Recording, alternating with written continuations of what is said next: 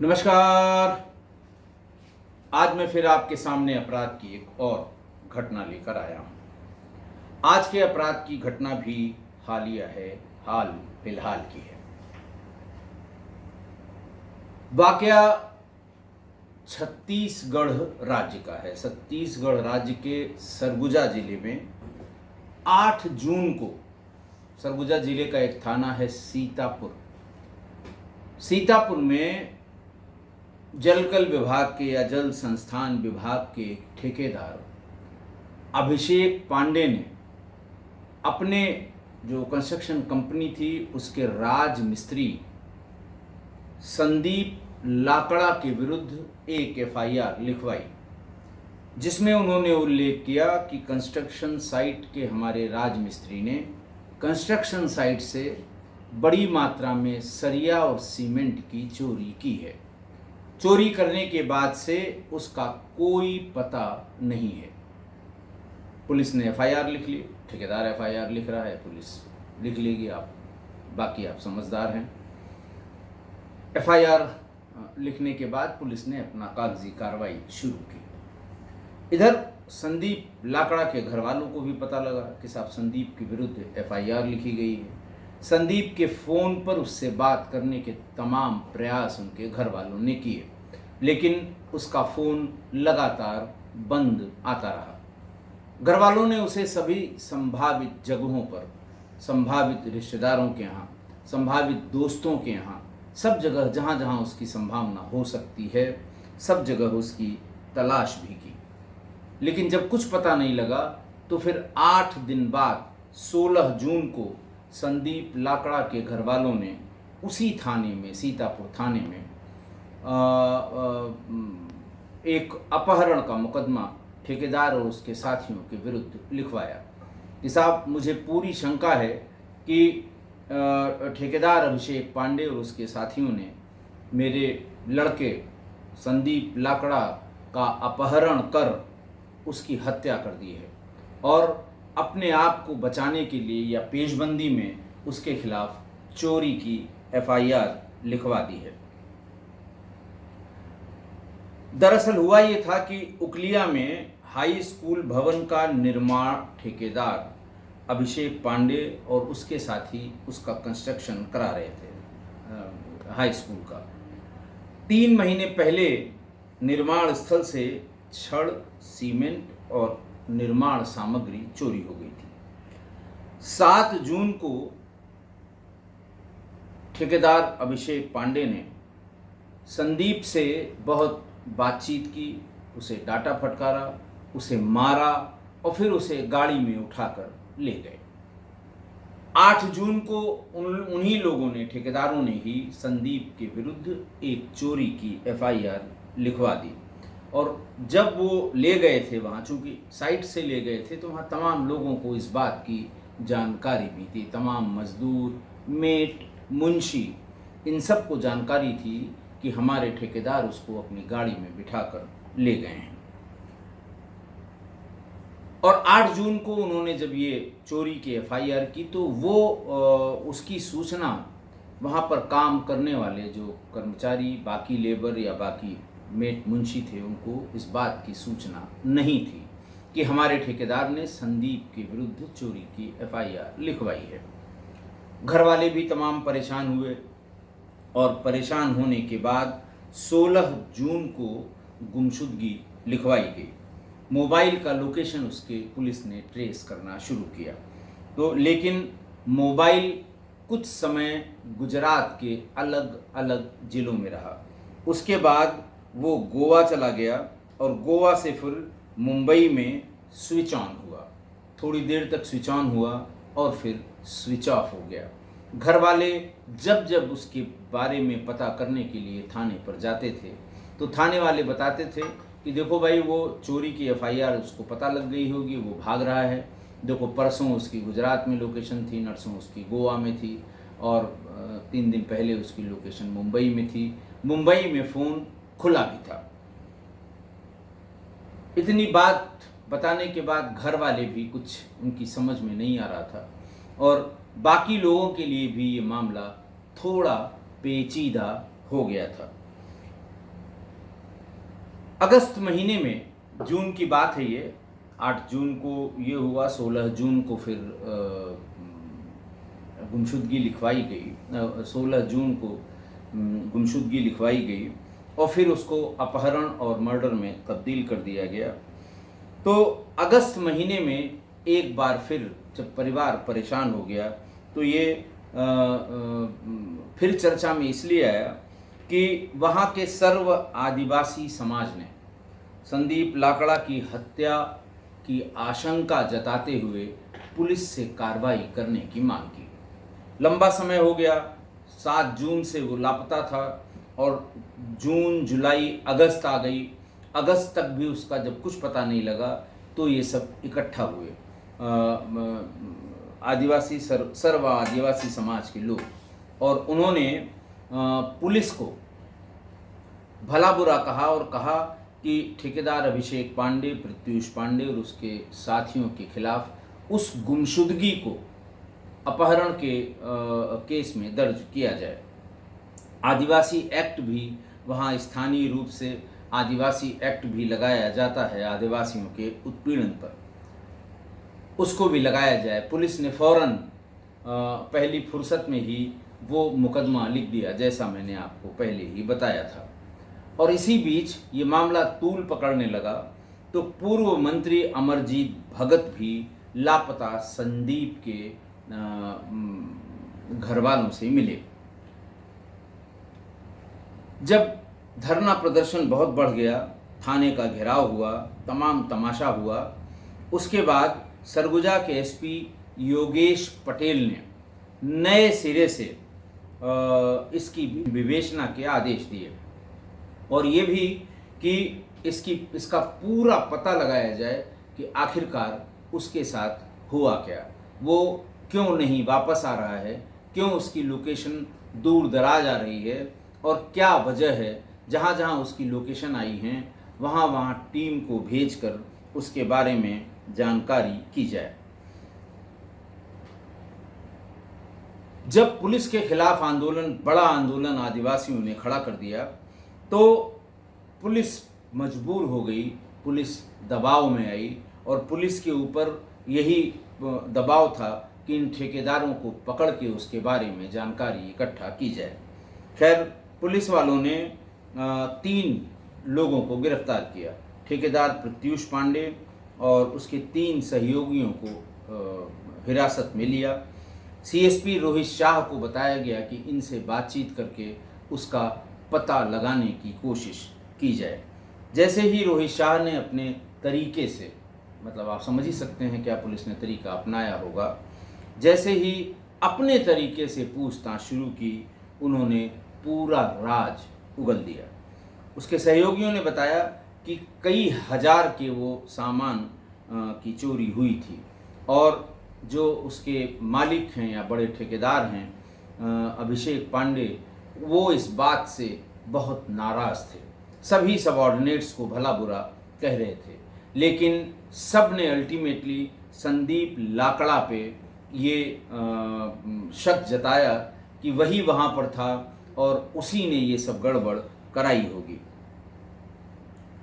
सहयोगियों ने बताया कि संदीप इस बात से, जब उसको सभी लोगों ने बताया कि और कोई नहीं हो सकता, वही है संदीप लाकड़ा ही है, तो मालिक ने अभिषेक पांडे ने अभिषेक पांडे को जब किसी ने बहुत ही पुख्ता तौर पे बताया कि संदीप ने ही ये चोरी की है, तो वो एक कहीं जा रहे थे, उसकी पत्नी साथ में थी, वहाँ गए और वहाँ फिर सबके सामने उसे उसकी पिटाई करने के थोड़ी देर बाद चले गए।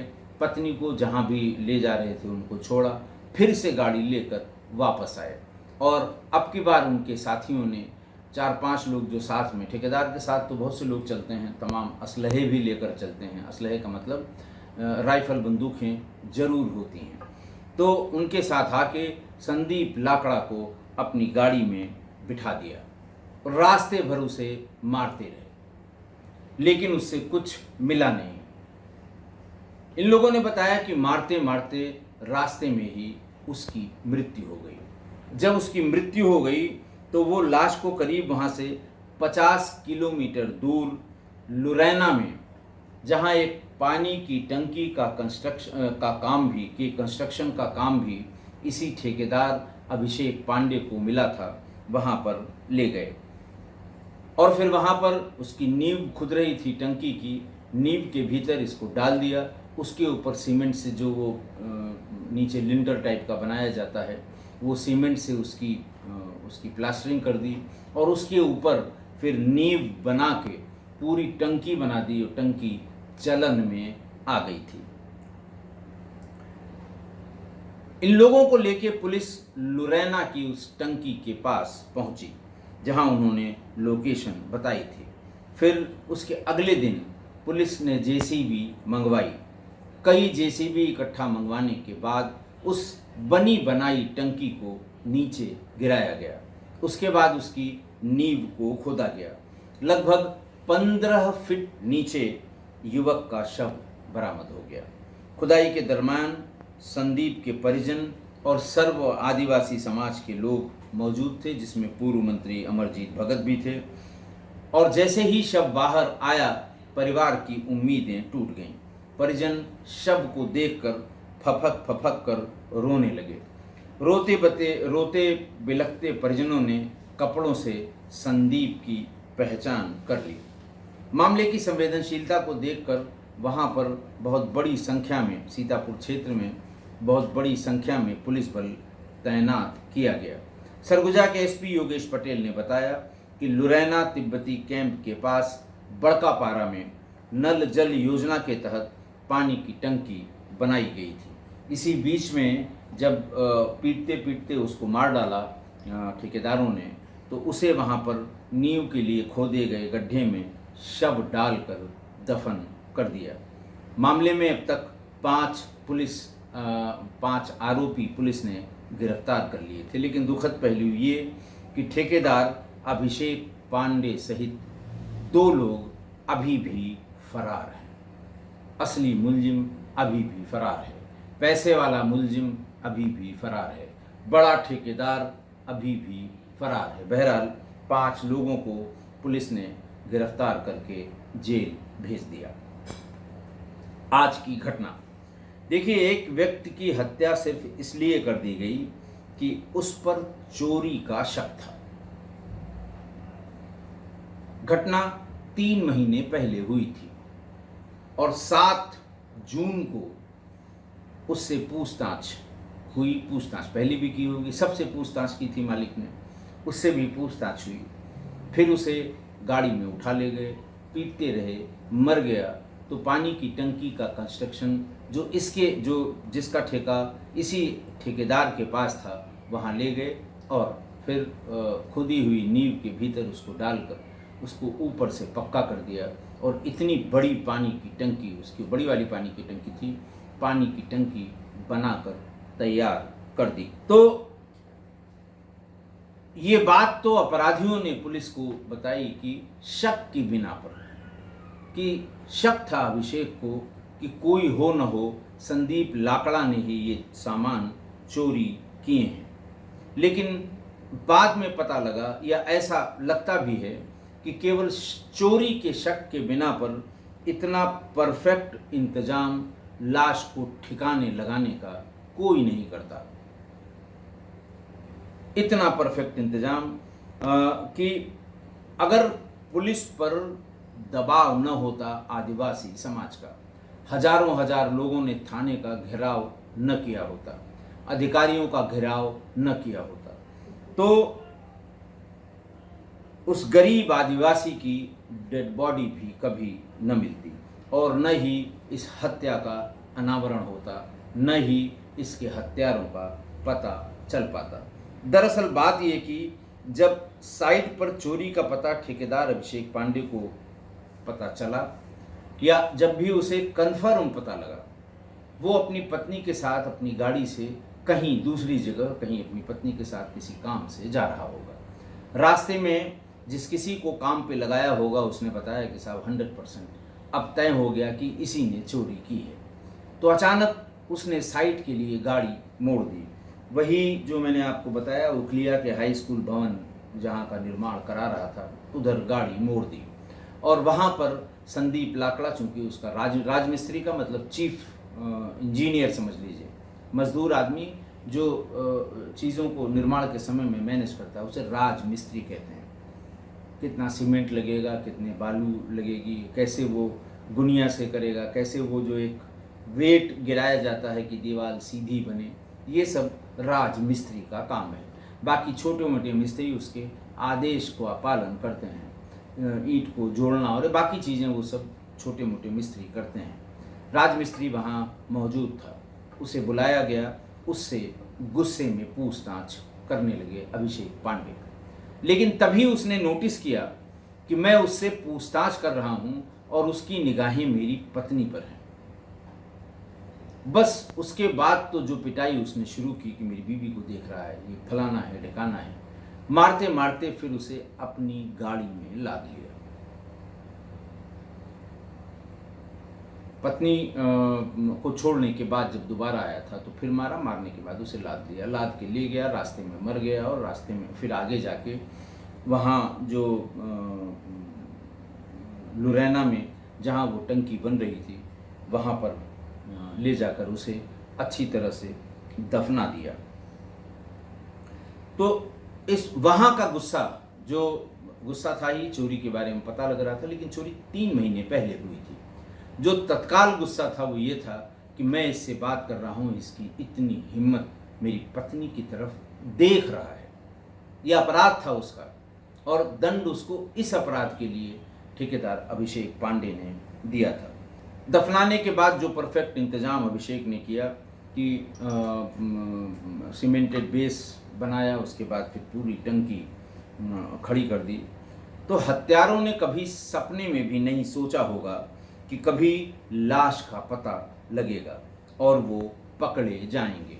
कभी सपने में नहीं सोचा होगा।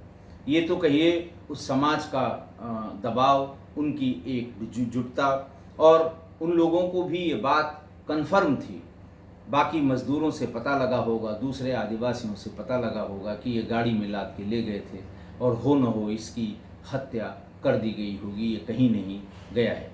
पुलिस ने ये भी पूछा कि ये लोकेशन तब बताया गया कि उन्हीं में से एक साथी को बताया था अभिषेक पांडे ने कि मोबाइल लेकर और 10 दिन तक, जब तक हम मैनेज न कर लें सब कुछ, 10 दिन तक इसे लिए हुए अलग अलग जगह घूमना।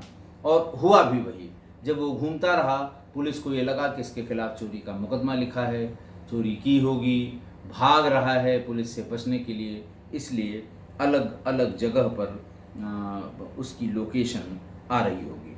तो ये तो इन लोगों ने कभी सपने में नहीं सोचा। ये सोचा होगा कि पैसे से सब कुछ खरीदा जा सकता है, और हत्या करने के बाद भी पुलिस उन तक कभी पहुंच नहीं पाएगी। लेकिन एक बात और ध्यान रखिए कि रहीम दास जी, रहीम, कबीर, या जो उस समय के समकालीन कवि थे, जन कवि थे, जिन्होंने एक्सपीरियंस के आधार पर अपनी रचनाएं लिखी हैं, कबीर और रहीम उनमें सबसे ऊपर हैं। कबीर, रहीम, घाघ, भड्डरी, ये सब उस समय के जो घूम घूम के और समाज से ही उन्होंने तमाम नियम कानून बनाए, जिनको लिखा, और आज भी वो अपनी कसौटी पर खरे उतरते हैं। रहीमदास जी ने लिखा है कि रहीमन आह गरीब की कभी न निष्फल होए, मुई खाल की सांसों लौह भस्म हो जाए। रहीमन आह गरीब की कभी न निष्फल जाए और मुई खाल की सांसों लौह भस्म हो जाए। उनका कहना ये है कि देखिए साहब, गरीब की जो आह है, इसकी मार बहुत खराब होती है। जैसे मरे हुए जीव के चमड़े से, जो वो गांव देहात में लोहार होते हैं, जो ब्लैक स्मिथ जिन्हें कहते हैं, वो लोहार जो छोटे मोटे आपके लोहे के औजार बनाते हैं, कृषि के औजार और छोटे छोटे जो रोज़मर्रा के में इस्तेमाल होते हैं घरों में, वो बनाते हैं। तो वो बड़ी सी धौंकनी होती है, खाल की होती है, चमड़े की होती है। उसको उठाते हैं तो हवा भीतर जाती है, और ज़ोर से गिराते हैं तो हवा बहुत तेज़ी से बाहर आती है, जिसको कोयले के नीचे उस हवा को रखा जाता है, उस तेज हवा से वो कोयले का तापमान बहुत ज़्यादा, इतना ज़्यादा हो जाता है कि उसमें लोहा भी लाल हो जाता है और फिर उसको पीटकर अपने हिसाब से अपने शेप में लाया जाता है। इसलिए कहा गया है कि मुई खाल की सांस सौ लौह भस्म हो जाए, यानी उस जानवर की जिसकी जान चली गई है, लेकिन उसके खाल से ही लोहे को भी पिघलाया जा सकता है। इसलिए कहते हैं कि कभी गरीब के साथ इस तरह, वो गरीब था, आदिवासी था और काम करता था, राजमिस्त्री का काम करता था, वही उसकी आजीविका थी और उसके ऊपर ये आरोप लगाकर उसके साथ उसकी ऐसी हत्या की गई। तो ये उसकी आह थी कि इतने इंतज़ाम करने के बाद भी पुलिस ने उसके शव को रिकवर कर लिया, घर वालों को उसको अंतिम संस्कार करने का, उसका अंतिम संस्कार करने का मौका मिला और फिर आज ये सभी जेल में हैं। जो भी फरार हैं कल को मिल जाएंगे, जेल जाएंगे और सज़ा भी होगी। आशा है आप मेरी इस बात से सहमत होंगे। आज के लिए इतना ही। बहुत बहुत धन्यवाद।